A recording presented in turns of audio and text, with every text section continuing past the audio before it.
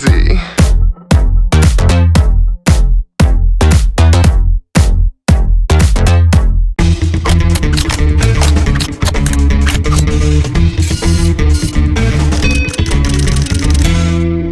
大家好，欢迎来到深夜摄影教室。刚才呢，给大家进了一段静物拍摄的短片，我们今天就来讲讲如何独立完成刚才那样一个静物展示的拍摄。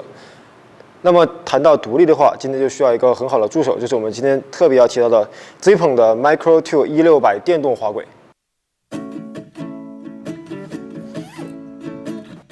那么这次我们的拍摄用到的道具也非常简单，就只有3组灯棒，加上我们拍摄的这个静物以及一个微距镜头。那么为什么要使用一个微距镜头来进行今天的一个拍摄？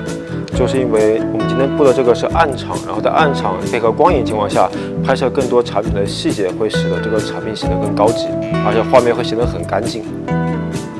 那么我们使用这种移动加上一个灯棒晃动的方式，可以使我们静物表面产生一个光影的效果，会让它的高级感提升一点，同时让它的轮廓也更加的清晰，从各个角度会有它的一个阴影存在。我们也可以去给镜头增加一些更有意思的光影效果。1600的 App 控制里面是有一个轨道编辑功能的，像这样我需要它来回的在静物面前重复的话，我就可以用它的轨道编辑功能，同时把我的双手全部腾出来去做一些光影效果的处理。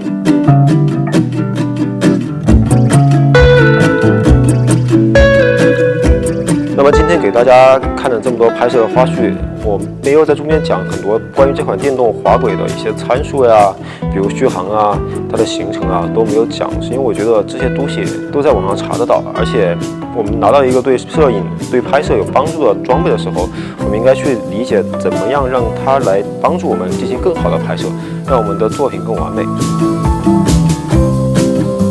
最后，总的来说，使用这款1600电动滑轨的拍摄体验还是十分不错的。它在移速可变的同时，它保留了很高的稳定性。它的阻离给人的感觉呢，非常的丝滑。App 控制也很实用，特别是在我们单边作战的一个时候，可以实现更多的拍摄效果。最后的最后，感谢各位观看今天的深夜摄影教室。喜欢的朋友记得一键3连，谢谢。